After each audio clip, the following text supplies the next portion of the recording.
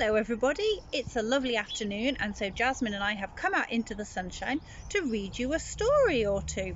But first of all, let's do our welcome song. Hello, hello, hello and how are you? I'm fine, and I hope that you are too. It's a lovely sunny day. Jasmine, have you got your sun cream on? You have, good girl, but have you got a hat? No, we need to find you a hat. Are you going to sit in the shade and listen while I read the stories? That's a good plan, isn't it? You sit down here in the shade and listen to the stories. So the first story I've got today is a Julia Donaldson book called The Smeds and the Smoods. The Smeds and the Smoods. By the Lubular Lake on a far-off planet, there lived a young Smed. Her name was Janet. Not far away, on the Humpty Hill, there lived a young Smoo by the name of Bill.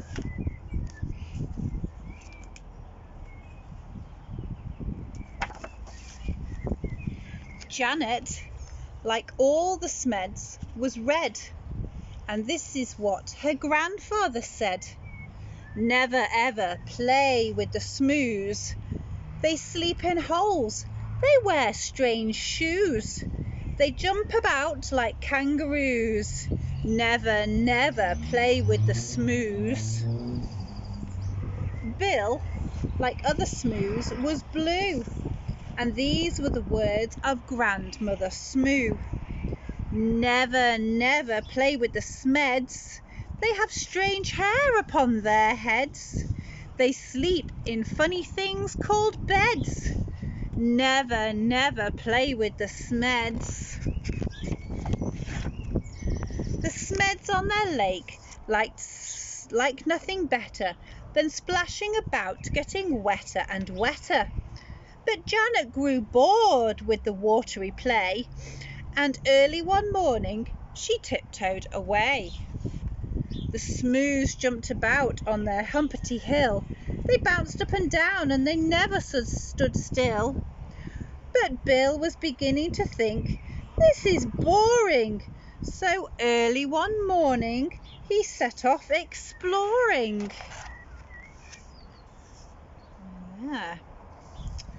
Janet met Bill in the Wapala Wood, where the truckles grew tall and the glompons smelled good.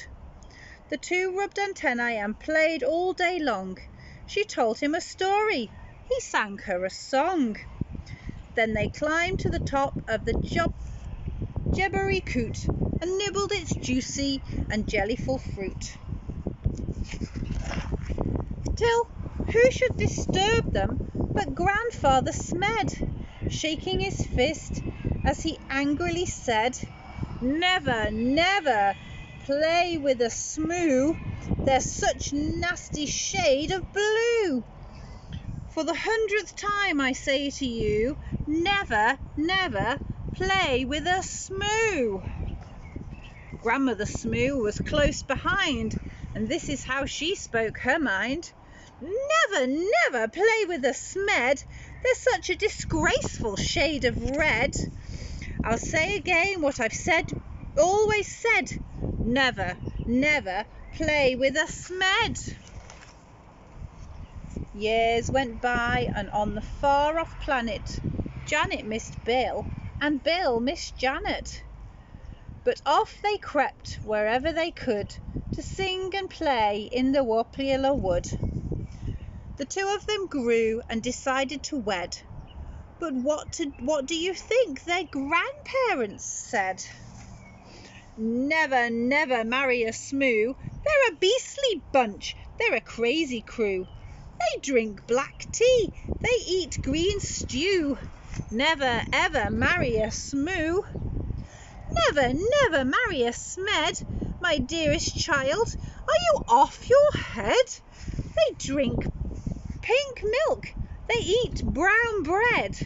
Never, never marry a Smed. Janet and Bill stole out that night while their families slept and the spoon shone bright. They clambered into the Smed's red rocket. Grandfather Smed had forgotten to lock it. Bill pressed the button and Janet steered. When their families awoke, they had both disappeared. The Smed said, "Your Bill must have stolen our Janet and taken her off to a distant planet." The Smooth said, "It's Janet who's stolen our Bill and lured him away from the Humpety Hill." The Smooths climbed into their rocket of blue, and they said to the Smeds, "You'd better come too." Suspicious and scowling, they soared into space till they reached planet Vunjum, a dry, dusty place. The Vunjums had long arms which they waved in the air, but they didn't have news of the runaway pair. The next stop was Lurgelstrop, covered in roses and watered by beasts with small eyes and long noses. They touched down on Grimbletosh, coated in grime. They searched planet Glurch and found nothing but slime. One morning the Smooths found they'd run out of tea, so the Smeds shared their milk, which was pink as could be. Then Grandfather Smed said, "My hair needs a trim, and Grandmother Smoo kindly cut it for him." They landed on Sklop, where the Scloopies wore kilts, then flew to Clabloo, where the Clabs walked on stilts. They searched all year long, then they searched longer still, but they didn't find Janet, they didn't find Bill. "Alas, alas," said the Smooths, and the Smeds said, "Alack, we have failed in our quest, we had better turn back." So they turned and they flew home to their very own planet, and far below them they saw Bill and Janet. The rockets touched down and they ran to the wood, where the truckles grew tall and the glompums smelled good. And there in the glade by the rocket of red were the runaway Smoo and the runaway Smed. They'd got lost and flown home again, only to find that all the others had left them behind. There was joy, jam and jumping. Then Janet said, "Maybe you'd like to make friends with our dear little baby." A baby, a red one, a blue one, but no. Oh, suspense.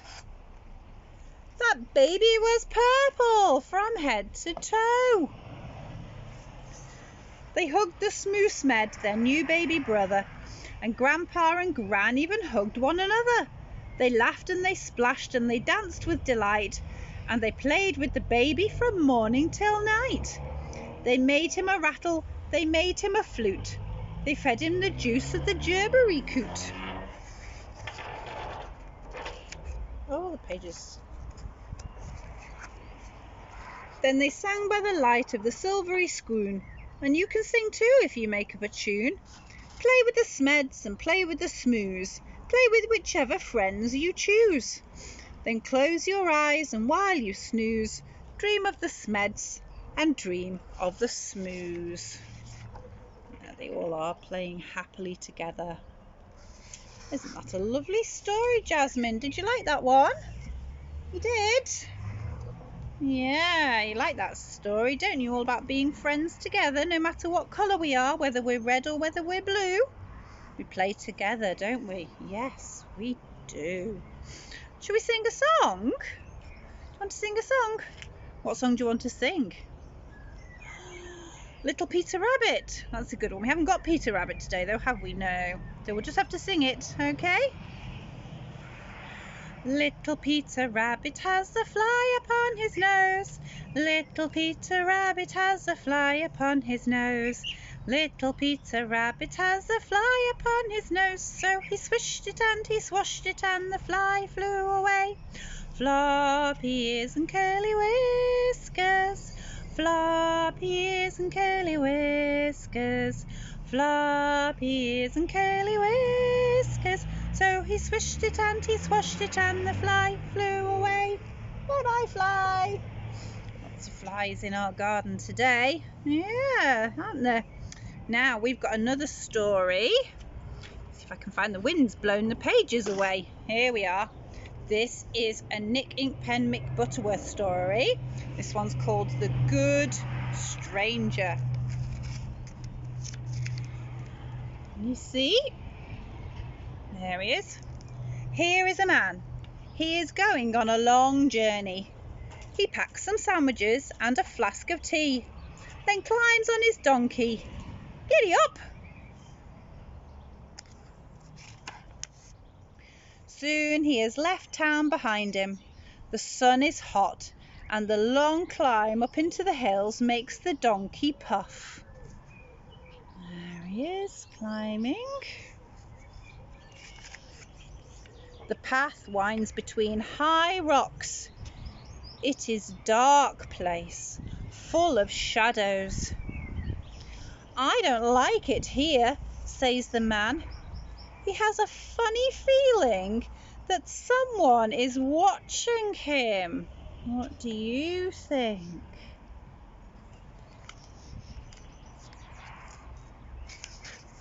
Suddenly, there is a shout. Robbers! 3 of them! They steal his donkey and all his belongings, and they whack him on the head with one of his own sticks. It's not very nice, is it? Poor man. He is left lying on the path.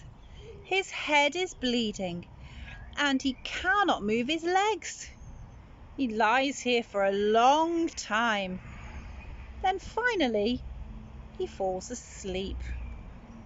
Well, there's the robbers taking the donkey away. Oh, poor donkey. After a while, someone comes along the path. He is wearing fine clothes. A bishop. He stops, then hurries past, pretending not to see. Perhaps he is late for an important meeting. Perhaps he is afraid.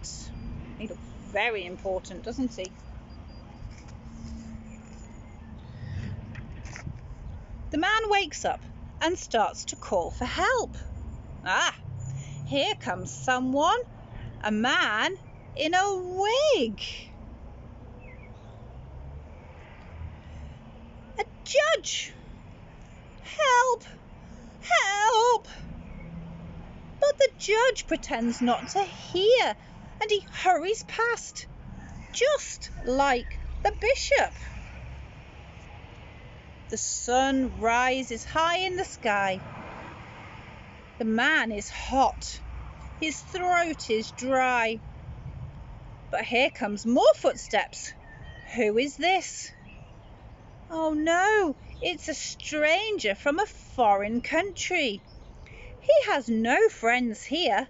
Why should he stop and help?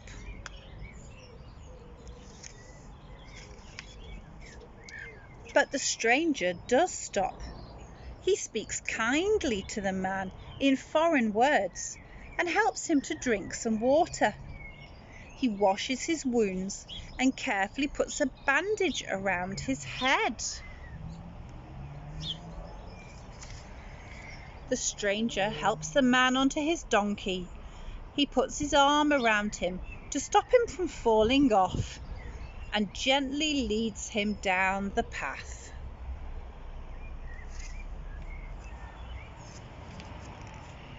Then at the next town, the stranger finds an inn. He puts the man to bed and pays the innkeeper. Look after him, he says, until I get back. Jesus says, which one was the good neighbour? The bishop, the judge, or the stranger? Which one do you think was the good neighbour?